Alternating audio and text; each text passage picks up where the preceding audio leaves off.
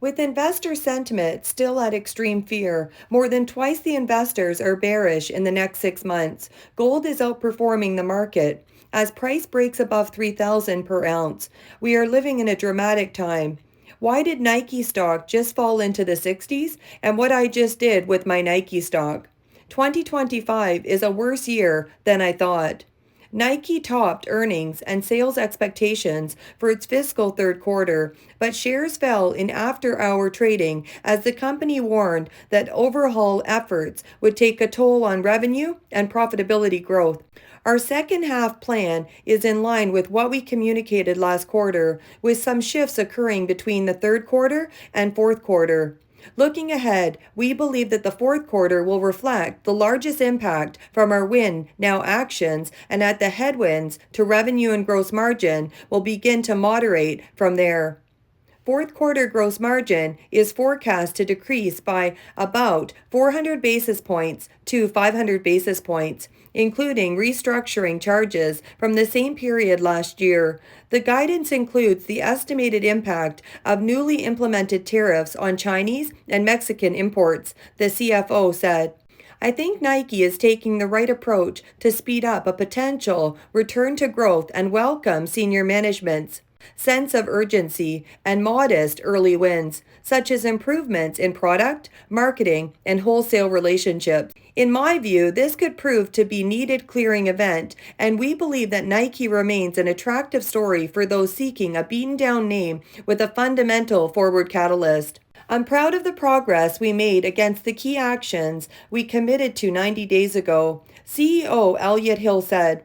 While we met the expectations we set, we're not satisfied with our overall results. We can and will be better. Revenue for the Nike brand declined 9% during the winter months and said it expected a similar drop in the spring season, weighed down by declines in footwear, apparel, and equipment. North American sales fell 4%, while Europe, the Middle East, and Africa fell 10%. Revenue in China tumbled 17%, while Asia Pacific and Latin America declined 11%. The CEO said that they expect a more than 10% decline for the quarter ending in May, but results would begin to moderate after that. Gross margin decreased by 330 basis points to 41.5%, mainly due to higher discounts, more inventory, obsolescence reserves, and increased product costs, among other factors. The sales decline reflects the impact of the company's turnaround strategy and tariffs on products coming from China and Mexico. Nike makes 18% of its footwear and 16% of its apparel in China. Hill said Nike is pushing to build new businesses in the apparel space. The sneaker giant last month said it was launching Nike Skims in partnership with Kim Kardashian's shapewear company. The first collection of Nike Skims is expected to be released in the summer quarter. We are going to continue to be liquidating inventory, and we expect that it's going to take us several quarters to work through, CFO Matthew Friend said. CEO Hill said Nike is making progress on its turnaround plan and is confident that the company is on the right path.